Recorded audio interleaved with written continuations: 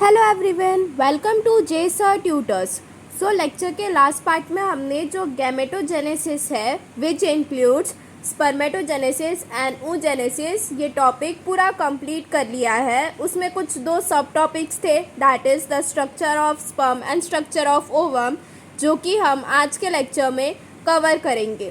So starting with the structure of sperm. तो ये देखो, यहाँ पर ये जो फिगर दिख रहा है ये किसका है? स्पर्म की डायग्राम बनी हुई है यहाँ पर।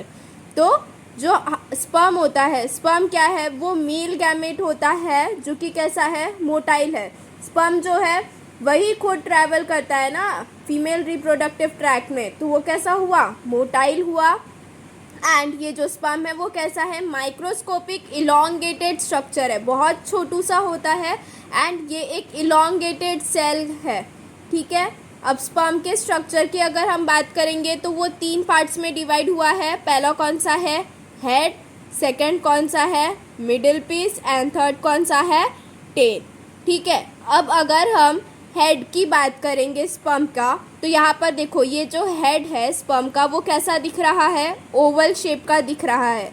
अब स्पर्म के हेड में यहाँ पर हमारे पास में एक हैप्लॉइड न्यूक्लियस प्रेजेंट होता है एंड ये जो हैप्लॉइड न्यूक्लियस है इसके ऊपर में ही एक कैप लाइक स्ट्रक्चर प्रेजेंट है। यहाँ पर ये जो ब्लू कलर का दिख रहा है ये क्या है?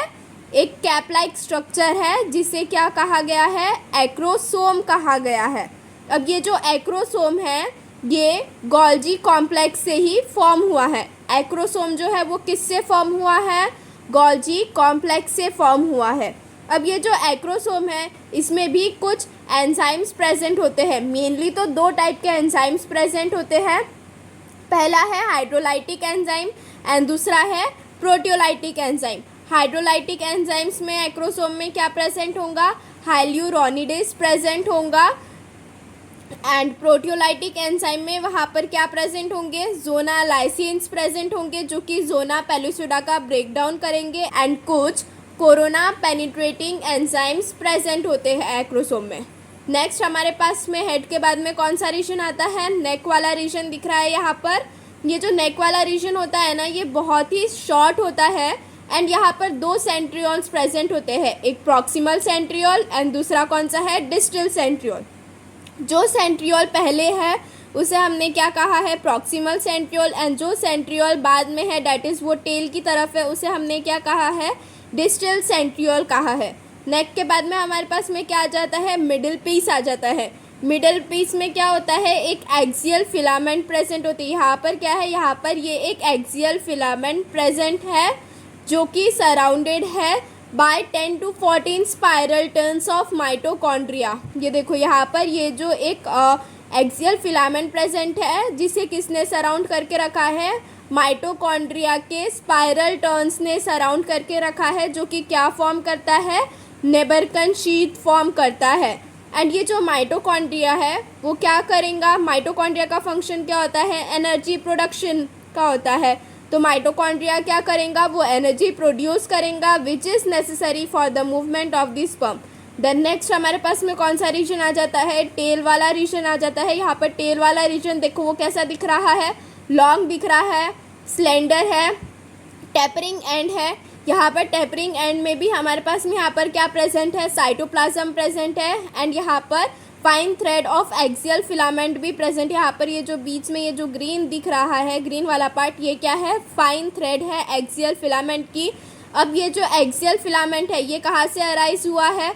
डिस्टल सेंट्रियोल से हुआ है, क्योंकि डिस्टल सेंट्रियोल तो ये बाद वाला सेंट्रियोल है जो कि टेल के सबसे क्लोज होता है। तो ये जो डिस्टल सेंट्रियोल है उसी से ही ये जो एक्सियल फिलामेंट है वो अराइज किया है and it travels out throughout the length of the tail. अब ये जो डिस्टल सेंट्रियोल होता है वो जो है वो पार्टली सराउंड होता है बाय द प्लाज्मा मेम्ब्रेन, या फिर ये जो टेल है वो क्या है? पार्टली सराउंडेड है प्लाज्मा मेम्ब्रेन की हेल्प से, जो कि मेन पीस या फिर प्रिंसिपल पीस का फॉर्मेशन करेगा। एंड टेल का ऐसा पार्ट जहाँ पर प्लाज्मा मेम्ब्रेन एब्सेंट है, ये देखो ये एंड वाला जो पार्ट दिख रहा है टेल का, यहाँ पर क्या है? प्लाज्मा मेम्ब्रेन एब्सेंट है, तो इसे हमने क्या कहा है? एंड पीस कहा है। ठीक है, सो यहाँ पर हमने अभी एक बार डायग्राम के हेल्प से जो स्ट्रक्चर ऑफ स्पर्म है वो एक्सप्लेन किया है। एक बार नोट्स की हेल्प से देखेंगे and then we will move towards the theory of textbook. So structure of sperm. Sperm is the male gamete. It is a motile microscopic elongated cell. It is divisible into three parts, that is the head, middle piece and the tail. The head, it is oval in shape and contains the haploid nucleus. Above the nucleus there is a cap-like structure called the acrosome. The acrosome, it is formed from the Golgi complex and it contains two enzymes which are the hydrolytic enzymes and proteolytic enzymes. Hydrolytic enzymes में क्या present होगा, हाइल्यूरोनिडेज present होगा and proteolytic enzymes में क्या present होगा, जोना lysines जो कि जोना पेलिसिडिका break down करेंगे एंड कोरोना पेनिट्रेटिंग एंजाइम्स. ठीक है. देन नेक्स्ट पार्ट कौन सा है, नेक है. It is the very short region having two centrioles, that is the proximal centriole and distal centriole.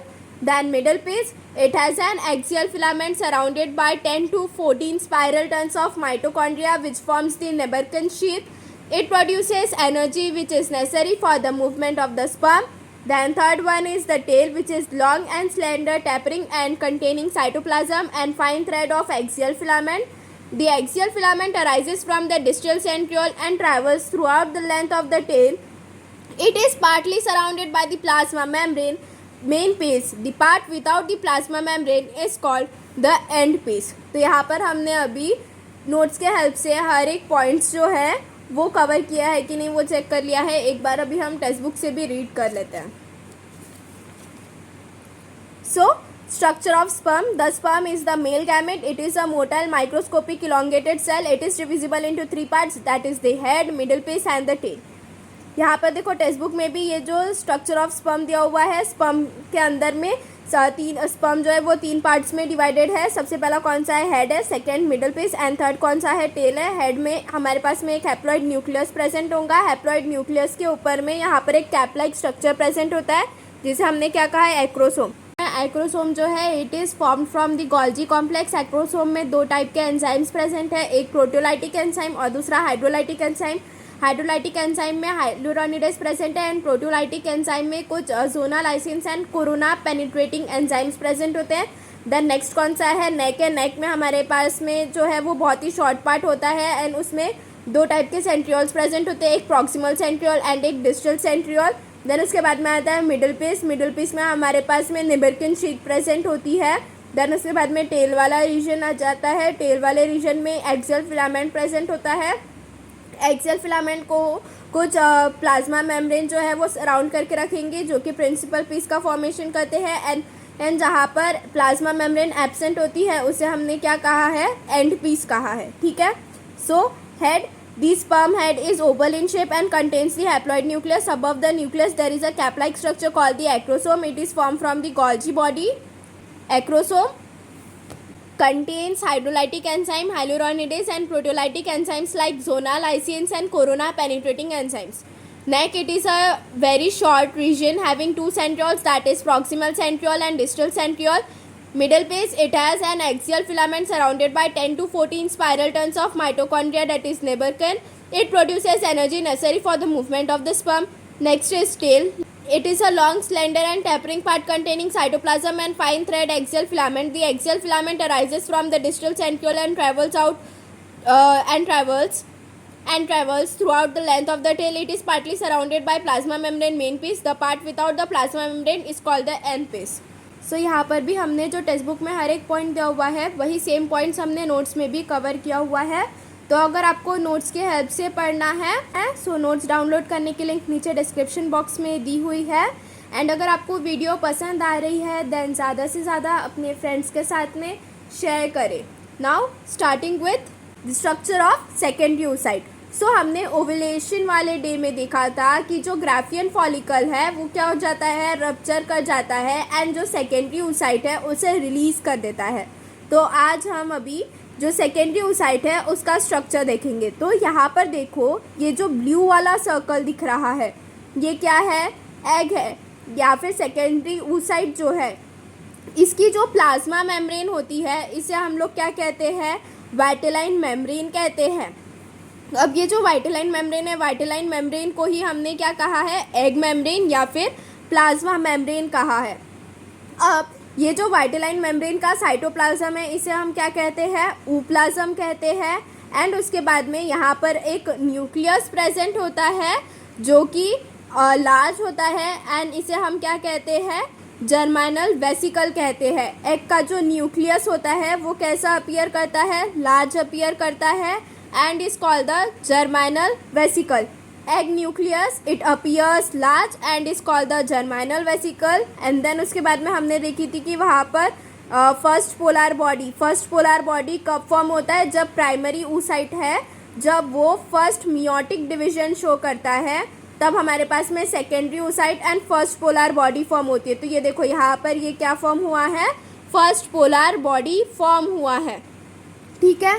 Then उसके बाद में ये जो वाइटलाइन मेम्ब्रेन है, वाइटलाइन मेम्ब्रेन के बाहर में ये जो एक ब्लैक कलर की लेयर दिख रही है ये किसकी है, ज़ोना पेलिसिडा की लेयर है, जो कि कैसी है, नॉन सेलुलर ग्लाइकोप्रोटीन मेम्ब्रेन है। ये जो ज़ोना पेलिसिडा है इसमें ये जो ज़ोना पेलिसिडा है ये कैसा है, नॉन सेलुलर ग्लाइकोप्रोटीनिशियस मेम्ब्रेन है, जो कि किसको सराउंड करके रखता है, वाइटलाइन मेम्ब्रेन को सराउंड करके रखता है। अब ये जो ज़ोना पेलिसिडा है एंड वाइटलाइन मेम्ब्रेन है, इन ये देखो ये वाला क्या हो गया, ज़ोना पेलिसिडा हो गया एंड ये वाला क्या हो गया, वाइटलाइन मेम्ब्रेन हो गया। इन दोनों के बीच में अब ये जो स्पेस प्रेजेंट है इसे हमने क्या कहा है, पेरीवाइटलाइन स्पेस कहा है। ये जो पेरीवाइटलाइन स्पेस है इसी में ये जो फर्स्ट पोलर बॉडी है वो प्रेजेंट होती है। फर्स्ट पोलर बॉडी कहाँ पर प्रेजेंट है, ये जो पेरीविटालाइन स्पेस है, पेरीविटालाइन स्पेस किसके बीच में प्रेजेंट होती है, vitelline membrane and zona pellucida membrane के बीच में जो स्पेस प्रेजेंट है उसे हमने क्या कहा है, पेरीविटालाइन स्पेस कहा है, जिसके अंदर में फर्स्ट पोलर बॉडी जो है वो लाई कर रही है। एंड देन उसके बाद में ज़ोना पेलिसिडा के बाहर में भी एक लेयर ऑफ सेल्स प्रेजेंट होती है एंड ये कौन सी सेल्स होती है, लेयर ऑफ ग्रैन्युलोसा सेल्स। ये जो ज़ोना पेलिसिडा है इसके बाहर में भी एक layer of granulosa cells present होती है, जिसे हमने क्या कहा है, कोरोना रेडिएटा कहा है, ठीक है। यहाँ पर ये एक लेयर ऑफ सेल्स प्रेजेंट होती है ज़ोना पेलिसिडा के बाहर में, जिसे हमने क्या कहा है, कोरोना रेडिएटा कहा है।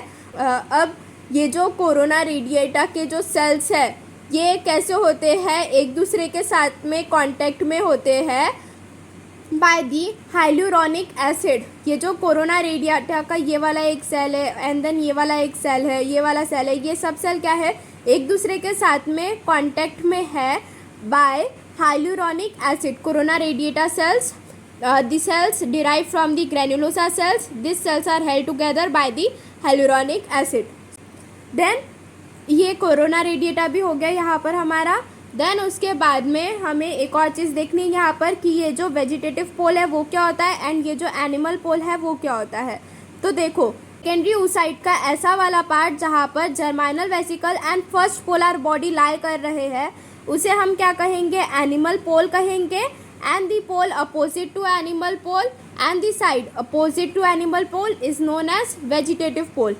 सेकेंडरी oocyte का ऐसा वाला पार्ट जहाँ पर germinal vesicle and first polar body present होंगे वो क्या फॉर्म करेगा, एनिमल पोल फॉर्म करेगा। And the side opposite to animal pole, ये एनिमल पोल हो गया, इसकी अपोजिट वाली साइड ये है, तो ये वाली साइड को हम क्या कहेंगे, vegetative pole. Vegetative pole it is the side opposite to the animal pole. So यहाँ पर हमने अभी स्ट्रक्चर के हेल्प से ही जो सेकेंडरी oocyte है वो डिस्कस कर लिया है। एक बार इसे हम टेक्स्ट बुक से भी डिस्कस कर लेते हैं। Structure of secondary oocyte in human, the unfertilized egg when ovulated, that is released from the ovary, is actually the secondary oocyte. It is non-cladozoic without shell and microlecital, that is yolk is present in very small quantity. It is approximately 0.1 mm to 100 microns in size. It is rounded, non-motile and haploid female gamete. The nucleus of the egg appears large and is called the germinal vesicle. Egg nucleus जो है उसे हमने क्या कहा है, germinal vesicle कहा है। Typical nucleus or pronucleus is formed at the time of fertilization. The cytoplasm of the egg is also called the ooplasm. It is devoid of centrioles. जो ooplasm होता है it is devoid of centrioles। यहाँ पर ये Philips के भी form से आपसे एग्जाम में पूछ सकते हैं that The cytoplasm of the egg cell is devoid of dash. The cytoplasm of the egg cell is devoid of centrioles. ऐसा आंसर आएगा फिर इसका. The egg is surrounded by various coverings. अब egg जो है उसके बाहर में बहुत सारी कवरिंग्स प्रेजेंट होती है. पहली बात तो अब ये जो एग मेम्ब्रेन है उसे हमने क्या कहा है, वाइटेलाइन मेम्ब्रेन कहा है. वाइटेलाइन मेम्ब्रेन के अंदर में जो एग साइटोप्लाज्म है उसे क्या कहा है, ऊप्लाज्म कहा है. एंड जो एग न्यूक्लियस है उसे हमने क्या कहा है, जर्माइनल वेसिकल कहा है, जो कि कैसा है, लार्ज है. देन उसके बाद में ये जो वाइटेलाइन मेम्ब्रेन है उसके बाहर में एक और लेयर प्रेजेंट होती है जोना पेलिसिडा की. अब ये जो जोना पेलिसिडा एंड वाइटेलाइन मेम्ब्रेन है इन दोनों के बीच में जो स्पेस प्रेजेंट होंगी इसे हम क्या कहेंगे, पेरी वाइटेलाइन स्पेस कहेंगे, जहाँ पर फर्स्ट पोलर बॉडी जो है वो प्रेजेंट होंगी. एंड देन उसके बाद में ये जो जोना पेलिसिडा है इसके बाहर में भी एक layer of granulosa cells present होंगी जिसे हमने क्या कहा है, कोरोना रेडिएटा कहा है.